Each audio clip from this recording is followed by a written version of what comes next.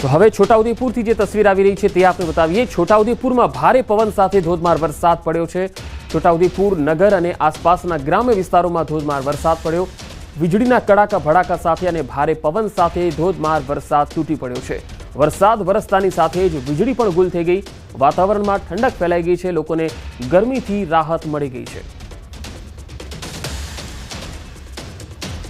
તો છોટાઉદેપુરમાં ભારે પવન સાથે ધોધમાર વરસાદ પડ્યો છે અને વરસાદને કારણે અનેક વિસ્તારોમાં વીજળી ગુલ થઈ ગઈ। ગ્રામીણ વિસ્તારોમાં પણ ધોધમાર વરસાદ પડ્યો। ગરમીથી અકળાયેલા લોકોને રાહત મળી ગઈ છે કારણ કે વાતાવરણમાં ઠંડક ફેલાઈ ગઈ છે।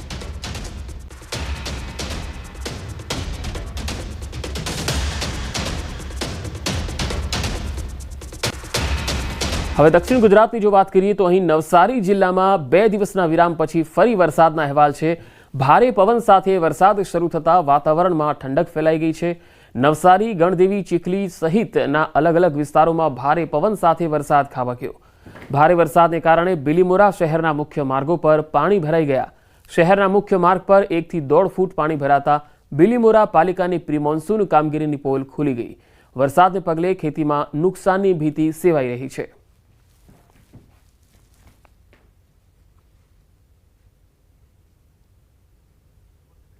તો નવસારી જિલ્લામાં 2 દિવસના વિરામ બાદ ફરી એકવાર વરસાદની એન્ટ્રી થઈ છે।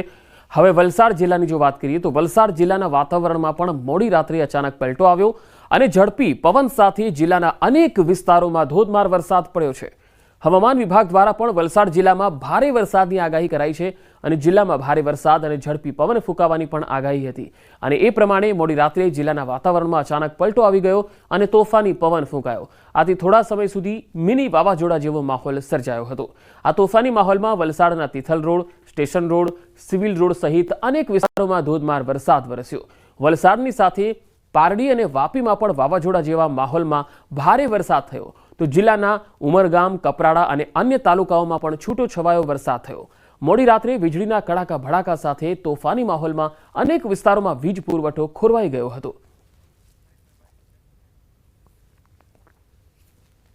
તો વલસાડની સાથે રાજ્યના પડોશમાં આવેલ સંઘ પ્રદેશ દમણના વાતાવરણમાં પણ અચાનક પલટો આવ્યો। મોડી રાત્રે દમણમાં વાવાઝોડા જેવો માહોલ સર્જાયો હતો। તોફાની પવનની સાથે ધોધમાર વરસાદ તૂટી પડ્યો। મહત્વપૂર્ણ છે કે હવામાન વિભાગ દ્વારા વલસાડ જિલ્લાની સાથે સંઘ પ્રદેશ દમણ અને દાદરાનગર હવેલીમાં પણ ભારે વરસાદની આગાહી કરાઈ હતી, જેના પરિણામે વીજળીના કડાકા ભડાકા સાથે ધોધમાર વરસાદ પડ્યો। મોડી રાત્રે વરસેલા વરસાદને કારણે રસ્તાઓ પાણી થઈ ગયા। તો ગુજરાતમાં આજે સાર્વત્રિક વરસાદની આગાહી છે, ત્યારે સુરતમાં સવારથી જ વરસાદી માહોલ જોવા મળ્યો। કાળા ડિબાંગ વાદળો વચ્ચે વરસાદની ફરીથી એન્ટ્રી થઈ છે। શહેરના અલગ અલગ વિસ્તારોમાં વરસાદી માહોલ જામ્યો છે। લોકોએ ભારે બફારાની સ્થિતિમાંથી રાહત મેળવી છે। હવામાન વિભાગની આગાહી અને વાવાઝોડા વચ્ચે નૈઋત્યનું ચોમાસું ગુજરાત પહોંચ્યું હોય તેવો નજારો જોવા મળી રહ્યો છે, કારણ કે ગઈકાલે જે રીતે મુંબઈ ખાતે, મહારાષ્ટ્ર ખાતે વરસાદ વરસ્યા બાદ મહારાષ્ટ્રમાં પહોંચેલું ચોમાસું 24 કલાકમાં ગુજરાત પહોંચતું હોય છે, ત્યારે વહેલી સવારથી જ સુરત સહિત દક્ષિણ ગુજરાતમાં ઠેર ઠેર વરસાદ જોવા મળી રહ્યો છે। દ્રશ્ય સીધા જોઈ શકાય છે। કાળા ડિબાંગ વાદળો વચ્ચે સુરત જાણે હિલ સ્ટેશનમાં પરિવર્તિત થયું હોય તેવા નજારા સુરત ખાતે જોવા મળી રહ્યા છે। વહેલી સવારે વરસાદે ધીરી ગતિએ શરૂ થયેલા વરસાદે ધમાકેદાર બેટિંગ કરી હતી। ખાસ કરીને જોવા મળી રહ્યું છે કે વરસાદની શરૂઆત થતાની સાથે લોકો છત્રી અને રેનકોટનો ઉપયોગ કરતા જોવા મળી રહ્યા છે। ગરમીથી ત્રાહીમામ પોકારી ચૂકેલા સુરતી લાલાઓને ચોક્કસ વરસાદને લઈને રાહત મળી છે।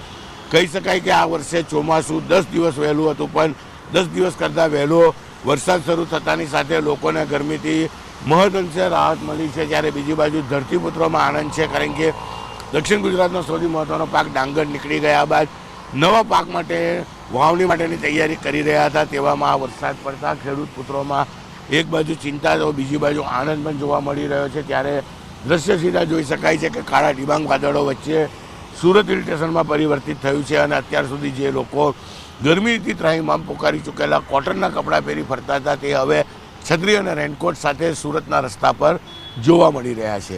કેમેરામેન જીગર ગુગલ સાથે કીર્તેશ પટેલ।